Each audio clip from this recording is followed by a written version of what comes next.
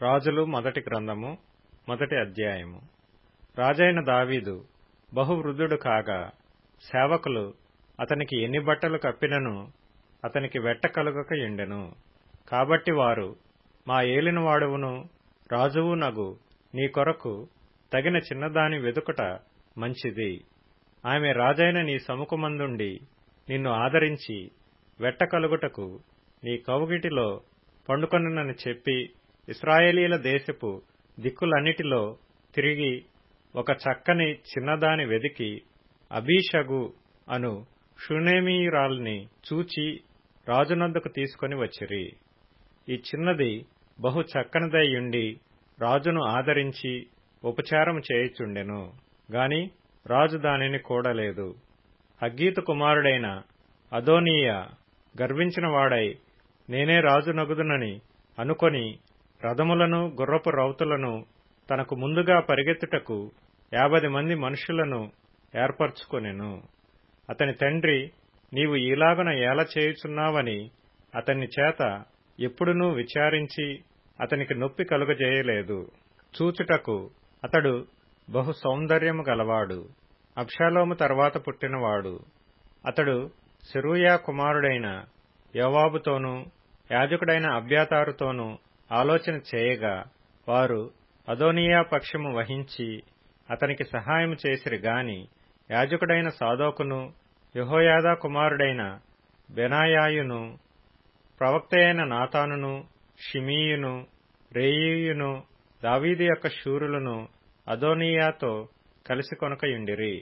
అదోనీయా ఏన్ రొగేలు సమీపమందుండు జోహెలేతు అను బండ దగ్గర గొర్రెలను ఎడ్లను క్రొవ్విన దూడలను బలిగా అర్పించి రాజకుమారులగు తన సహోదరులనందరినీ యూదావారగు రాజు యొక్క సేవకులనందరినీ పిలిపించిన గాని ప్రవక్తయగు నాతానును బెనాయానును దావీదు శూరులను తనకు సహోదరుడైన సొలొమోనును పిలవలేదు.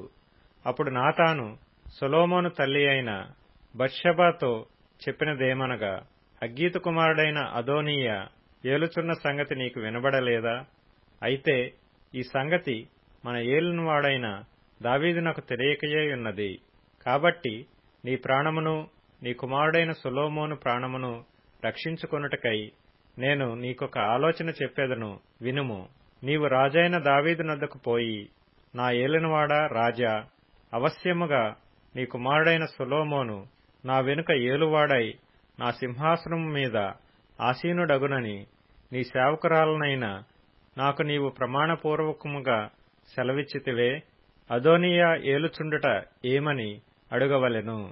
రాజుతో నీవు మాట్లాడుచుండగా నేను నీ వెనుక లోపలికి వచ్చి నీవు విన్నవించిన మాటలను రూఢిపరచుదునని చెప్పెను. కాబట్టి బత్షెబ గదిలోనున్న రాజునొద్దకు వచ్చెను. రాజు బహు వృద్ధుడైనందున షూనేమీయురాలైన అబీషగు రాజును కనిపెట్టుచుండెను.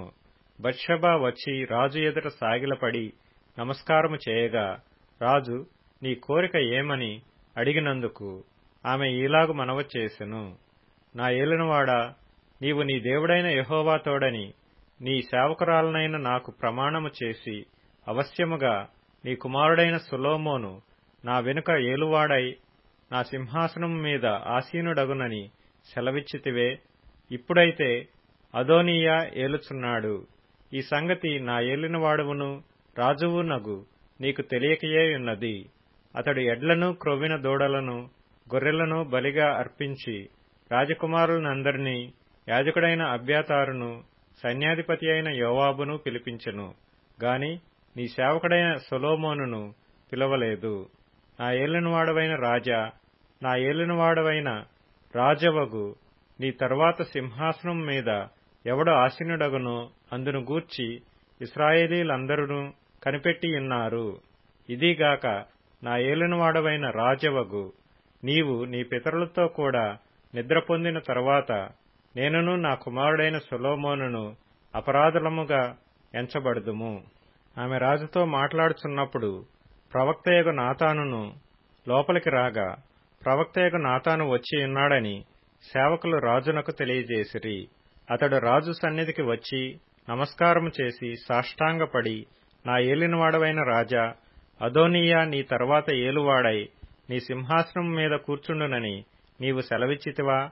ఏలయనగా ఈ దినమున అతడు పోయి విస్తారమైన ఎడ్లను, క్రొవ్విన దూడలను, గొర్రెలను బలిగా అర్పించి రాజకుమారులనందరినీ, సైన్యాధిపతులను, యాజకుడైన అబ్యాతారును పిలిపింపగా వారు అతని సముఖములో అన్నపానములు పుచ్చుకొనుచు రాజైన అదోనీయా చిరంజీవి యగునుగాక అని పలుకుచున్నారు. అయితే నీ సేవకుడనైన నన్నును, యాజకుడైన సాదోకును, యెహోయాదా కుమారుడైన బెనాయాను, నీ సేవకుడైన సొలొమోనును అతడు పిలిచినవాడు కాడు. నా ఏలినవాడవును రాజువు నగు నీ తరువాత నీ సింహాసనం మీద ఎవడు ఆసీనుడై ఉండునో అది నీ సేవకుడనైన నాతో చెప్పకయుందువా? ఈ కార్యము నా ఏలినవాడవును రాజువు నగు నీ సెలవు చొప్పున జరుగుచున్నదా అని అడిగెను. దావీదు బత్షెబను పిలువమని సెలవీయగా ఆమె రాజు సన్నిధికి వచ్చి రాజు ఎదుట నిలువబడెను. అప్పుడు రాజు ప్రమాణపూర్వకముగా చెప్పినదేమనగా, సకలమైన ఉపద్రవములలో నుండి నన్ను విడిపించిన యెహోవా జీవము తోడు, అవశ్యముగా నీ కుమారుడైన సొలొమోను నా తరువాత ఏలువాడై నాకు ప్రతిగా నా సింహాసనం మీద ఆసీనుడగునని ఇశ్రాయేలీల దేవుడైన యెహోవా నామము తోడని నేను నీకు ప్రమాణము చేసిన దానిని ఈ దినముననే నెరవేర్చుదునని చెప్పగా, బత్షెబ సాగిలపడి రాజునకు నమస్కారము చేసి, నా ఏలినవాడైన రాజగు దావీదు సదాకాలము బ్రతుకునుగాక అనెను. అప్పుడు రాజైన దావీదు యాజకుడైన సాదోకును, ప్రవక్త అయిన నాతానును, యెహోయాదా కుమారుడైన బెనాయాను నా యొద్దకు పిలువమని సెలవీయగా వారు రాజు సన్నిధికి వచ్చిరి. అంతట రాజు, మీరు మీ ఏలినవాడనైన నా సేవకులను పిలుచుకొని పోయి నా కుమారుడైన సొలొమోనును నా కంచరగాడిద మీద ఎక్కించి గిహోనునకు తీసుకొని పోయి యాజకుడైన సాదోకును, ప్రవక్త అయిన నాతానును అక్కడ ఇశ్రాయేలీల మీద రాజుగా అతనికి పట్టాభిషేకము చేసిన తరువాత మీరు బాకానాదము చేసి రాజైన సొలొమోను చిరంజీవి యగునుగాక అని ప్రకటన చేయవలెను. ఇశ్రాయేలు వారి మీదను యూదా వారి మీదను నేనతనిని అధికారిగా నియమించియున్నాను గనుక పిమ్మట మీరు యెరూషలేమునకు అతని వెంట రాగా అతడు నా సింహాసనం మీద ఆసీనుడై నాకు ప్రతిగా రాజగును అని సెలవిచ్చెను. అందుకు యెహోయాదా కుమారుడైన బెనాయా రాజునకు ప్రత్యుత్తరముగా ఇట్లనెను, అలాగు జరుగునుగాక. నా ఏలినవాడవును రాజువునగు నీ దేవుడైన యెహోవా ఆ మాటను స్థిరపరచునుగాక. యెహోవా నా ఏలినవాడవును రాజువునగు నీకు తోడుగా నుండినట్లు ఆయన సొలొమోనునకు తోడుగా నుండి నా ఏలినవాడైన రాజగు దావీదు యొక్క రాజ్యము కంటే అతని రాజ్యము ఘనముగా చేయునుగాక అనెను. కాబట్టి యాజకుడైన సాదోకును, ప్రవక్త అయిన నాతానును, యెహోయాదా కుమారుడైన బెనాయాయును, కెరేతీయులను, పెలేతీయులను రాజైన దావీదు కంచెరగాడిద మీద సొలొమోనును ఎక్కించి గిహోనునకు తీసుకుని రాగా, యాజకుడైన సాదోకు గుడారములో నుండి తైలపు కొమ్మును తెచ్చి సొలొమోనునకు పట్టాభిషేకము చేసెను.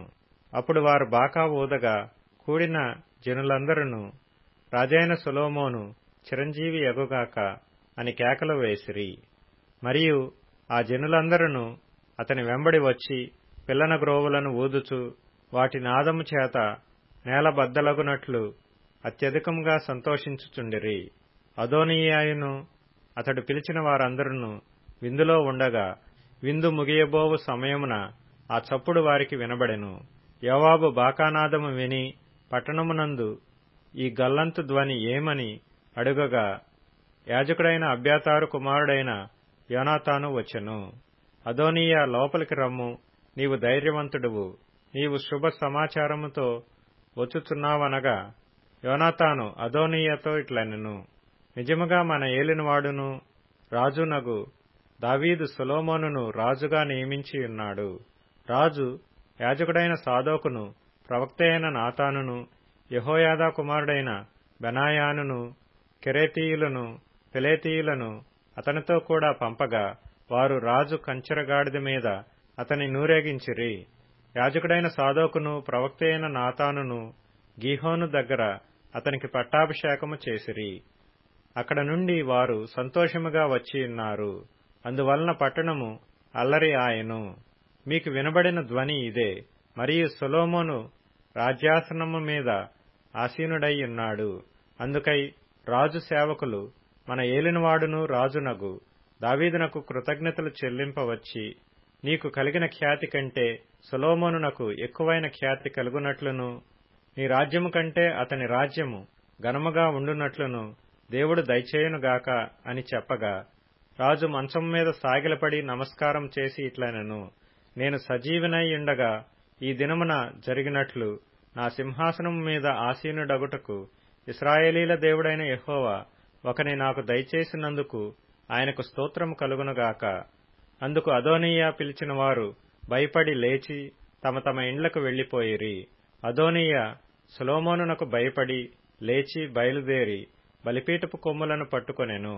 అదోనీయా రాజైన సొలొమోనునకు భయపడి బలిపీఠపు కొమ్ములను పట్టుకొని, రాజైన సొలొమోను తన సేవకుడనైన నన్ను కత్తిచేత చంపకుండా ఈ దినమున నాకు ప్రమాణము చేయవలనని మనవి చేయుచున్నట్లు సొలొమోనునకు సమాచారం రాగా, సొలొమోను ఇలాగ సెలవిచ్చెను, అతడు తన్ను యోగ్యునిగా అగపరుచుకొనిన ఎడల అతని తల వెంట్రుకలలో ఒకటైనను క్రింద పడదు గాని, అతని యందు దౌష్ట్యము కనబడిన ఎడల అతనికి మరణశిక్ష వచ్చునని సెలవిచ్చి బలిపీఠమునొద్ద నుండి అతని పిలువనంపించెను. అతడు వచ్చి రాజైన సొలొమోను ఎదుట సాష్టాంగపడగా, సొలొమోను అతనితో నీ ఇంటికి పొమ్మని సెలవిచ్చెను. కీర్తనల గ్రంథం 71వ కీర్తన. వృద్ధాప్యమందు నన్ను విడనాడకుము, నా బలము క్షీణించినప్పుడు నన్ను విడవకుము. నా శత్రువులు నన్ను గూర్చి మాటలాడుకొనుచున్నారు, నా ప్రాణము కొరకు పొంచియున్నవారు కూడి ఆలోచన చేయుచున్నారు. దేవుడు వానిని విడిచెను, తప్పించువారెవరునూ లేరు, వానిని తరిమి పట్టుకొనుడి అని వారనుకొనుచున్నారు. దేవా, నాకు దూరముగా ఉండకుము. నా దేవా, నా సహాయమునకు త్వరపడి రమ్ము. నా ప్రాణ విరోధులు సిగ్గుపడి నశించుదురుగాక. నాకు కీడు చేయ చూచువారు నిందపాలై మానభంగము నొందుదురుగాక. నేను ఎల్లప్పుడూ నిరీక్షింతును, నేను మరి ఎక్కువగా నిన్ను కీర్తింతును. నీ నీతిని, నీ రక్షణను నా నోరు దినమెల్లా వివరించును. అవి నాకు ఎన్నశక్యము కావు. ప్రభువైన యెహోవా యొక్క బలత్కార్యములను బట్టి నేను వర్ణింప మొదలుపెట్టెదను. నీ నీతిని మాత్రమే నేను వర్ణించెదను.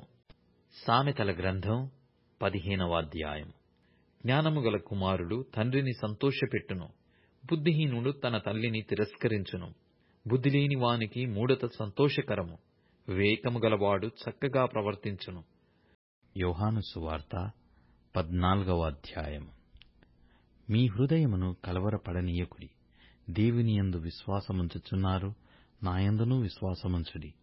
నా తండ్రి ఇంట అనేక నివాసములు కలవు. లేని ఎడల మీతో చెప్పుదును, మీకు స్థలము సిద్ధపరచ వెలుచున్నాను. నేను వెళ్లి మీకు స్థలము సిద్ధపరిచిన ఎడల నేనుండు స్థలములో మీరును ఉండులాగున మరల వచ్చి నా యొద్ద ఉండుటకు మిమ్మును తీసుకొని పోవుదును. నేను వెళ్ళుచున్న స్థలమునకు మార్గము మీకు తెలియనని చెప్పెను. అందుకు తోమా, ప్రభువా, ఎక్కడికి వెళ్ళుచున్నావో మాకు తెలియదే, ఆ మార్గమేలాగు తెలియనని ఆయనను అడగగా, యేసు, నేనే మార్గమును సత్యమును జీవమును, నా ద్వారానే తప్ప ఎవడునూ తండ్రి యొద్దకు రాడు. మీరు నన్ను ఎరిగియుంటే నా తండ్రిని ఎరిగియుందురు. ఇప్పటి నుండి మీరు ఆయనను ఎరుగుదురు, ఆయనను చూచియున్నారని చెప్పెను. అప్పుడు ఫిలిప్పు, ప్రభువా, తండ్రిని మాకు కనపరచుము, మాకంతే చాలునని ఆయనతో చెప్పగా, యేసు, ఫిలిప్పు, నేనింతకాలము మీ యొద్ద ఉండినను నీవు నన్ను ఎరుగవా? నన్ను చూచినవాడు తండ్రిని చూచియున్నాడు గనుక తండ్రిని మాకు కనపరచమని ఎలా చెప్పుచున్నావు? తండ్రి యందును నేనును నాయందు తండ్రియు ఉన్నామని నీవు నమ్మటలేదా? నేను మీతో చెప్పుచున్న మాటలు నాయంతట నేనే చెప్పుటలేదు. తండ్రి నాయందు నివసించుచు తన క్రియలు చేయుచున్నాడు. తండ్రి యందు నేనును నాయందు తండ్రియు ఉన్నామని నమ్ముడి, లేదా ఈ క్రియల నిమిత్తమునను నన్ను నమ్ముడి. నేను తండ్రి యొద్దకు వెళ్ళుచున్నాను గనక నేను చేయు క్రియలు నాయందు విశ్వాసముంచు వాడును చేయును. వాటికంటే మరి గొప్పవియు అతడు చేయునని మీతో నిశ్చయముగా చెప్పుచున్నాను. మీరు నా నామమున దేనినడుగుదురో తండ్రి కుమారుని యందు మహిమపరచబడుటకై దానిని చేతును. నా నామమున మీరు నన్నేమి అడిగినను నేను చేతును. మీరు నన్ను ప్రేమించిన ఎడల నా ఆజ్ఞలను గైకొందురు. నేను తండ్రిని వేడుకొందును, మీ యొద్ద ఎల్లప్పుడూ నుండుటకై ఆయన వేరొక ఆదరణకర్తను అనగా సత్యస్వరూపియగు ఆత్మను మీకనుగ్రహించును. లోకము ఆయనను చూడదు, ఆయనను ఎరుగదు గనక ఆయనను పొందనేరదు. మీరు ఆయనను ఎరుగుదురు, ఆయన మీతో కూడా నివసించును, మీలో ఉండును. మిమ్మును అనాథలనుగా విడువను, మీ యొద్దకు వత్తును. కొంతకాలమైన తరువాత లోకము నన్ను మరి ఎన్నడూ చూడదు, అయితే మీరు నన్ను చూతురు. నేను జీవించున్నాను గనక మీరును జీవింతురు. నేను నా తండ్రి యందును మీరు నా యందును నేను మీ యందును ఉన్నామని ఆ దినమున మీరెరుగుదురు. నా ఆజ్ఞలను అంగీకరించి వాటిని గైకొనువాడే నన్ను ప్రేమించువాడు. నన్ను ప్రేమించువాడు నా తండ్రి వలన ప్రేమింపబడును. నేనును వానిని ప్రేమించి వానికి నన్ను కనబరుచుకొందునని చెప్పెను.